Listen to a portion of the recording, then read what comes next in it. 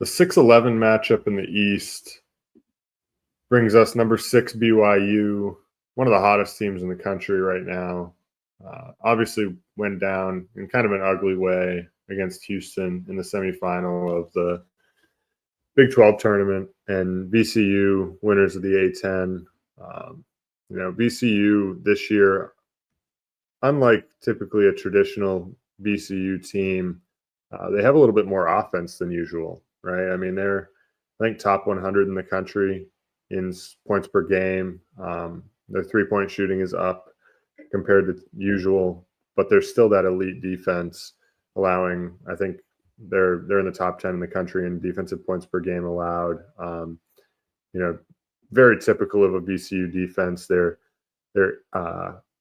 eighth in field goal percentage against in the country, so very elite per usual. And the number I think to watch here in this one, they're 21st in defensive 3-point percentage allowed, and BYU, of course, is a team that wants to chuck a bunch of threes, right?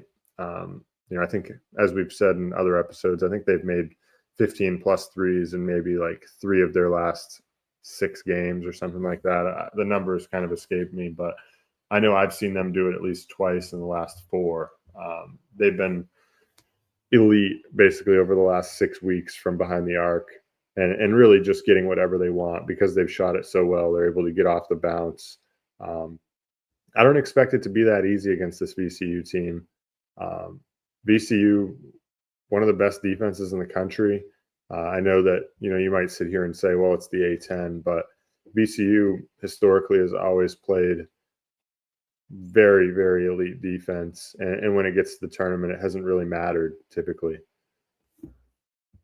Yeah, and obviously BYU can make a ton of threes in this game and ultimately run away with it. But like you said, VCU is extremely well set up on the defensive end to kind of shut that down. Like, they're the number 1 team in the country in effective field goal percentage. Like, they're 8th in field goal percentage allowed, but effective field goal percentage, they're the best team in the country when it comes to that. Obviously, probably wouldn't be that case if they were playing in a power conference, but the A10 is no slouch, and I think this team is very well set up to defend pretty much any team in the entire country. Like, their rim protection is pretty ridiculous with Christian Furman and Luke Bamgoye, I don't know how to pronounce it. I think it's Bamgoye. But their wingspans are like over 7 feet a piece, and they can pretty much defend anything at the rim, and they're super versatile. They can get out on the perimeter and guard some guards and defend shots out there as well. And then you add in the length on the perimeter that they have as well, and Max Shulga, Jack Clark, Joe Bamisil, Zeb Jackson, and like Philip Russell's probably the worst defender out of that group, but he's feisty, he can force some turnovers. And yeah, I think, and they press at an extremely high rate, and I think that can give BYU a ton of issues. We've seen them struggle with the ball. If they're uncomfortable, it's really tough for them to generate offense and get into the offense that they like to run. They like to, they'll break down defenses by creating advantages in the paint and getting kick out threes. You're not going to get that against VCU. So overall, I think VCU's defense sets up really well. I guess the only area would be the defensive glass. VCU's 192nd nationally in defensive rebound rate. BYU 76th on the offensive glass.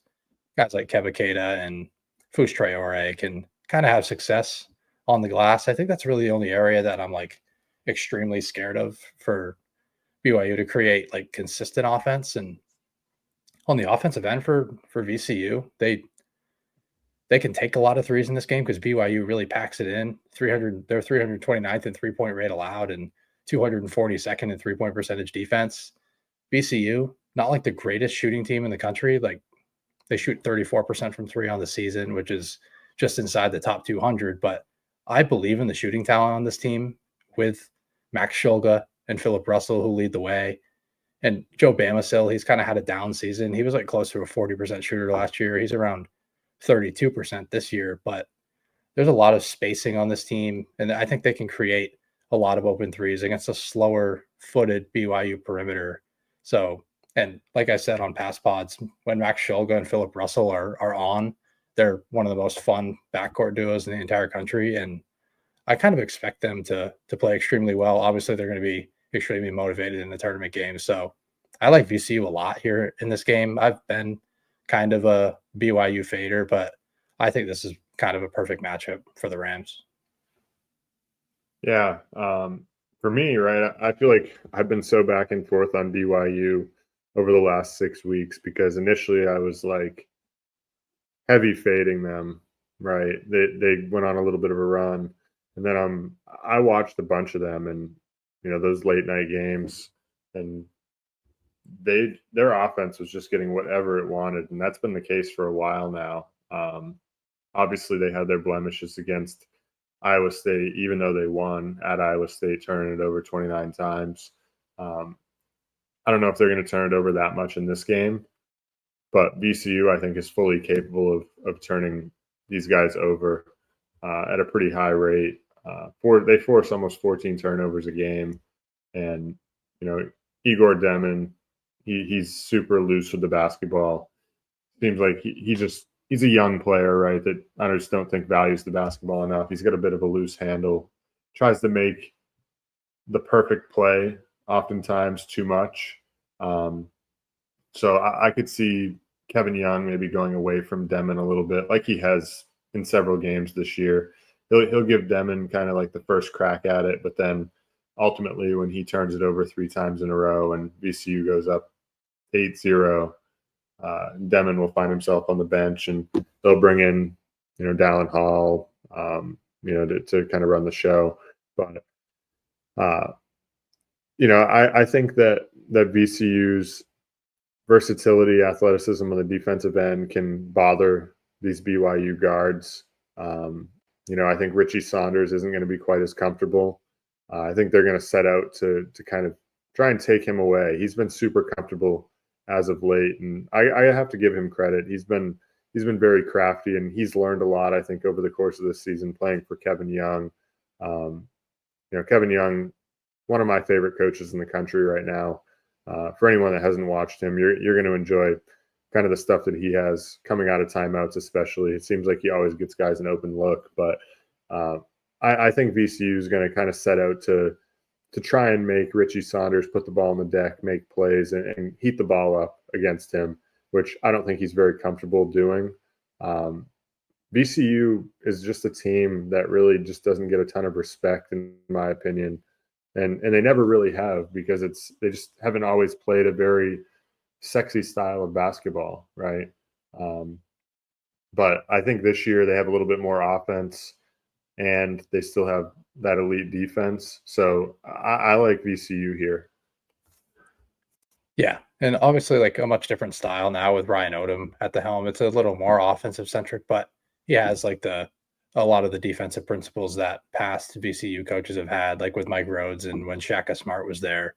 They press on 34% of defensive possessions, which is in the 99th percentile in the entire country, and they're 87th percentile on a point per possession basis when guarding that. And when a team gets into the half court, like, good luck. They're rated as the best half court defense in the entire country on a points per possession basis, which obviously part of that is playing A10 competition, but it just shows that they can play up against anyone. And the fact that they can guard their yard and eliminate catch and shoot threes, where BYU creates like basically all of their offensive value outside of the offensive glass, which is the one issue I have. I think VCU can guard pretty much every single shot attempt that BYU takes.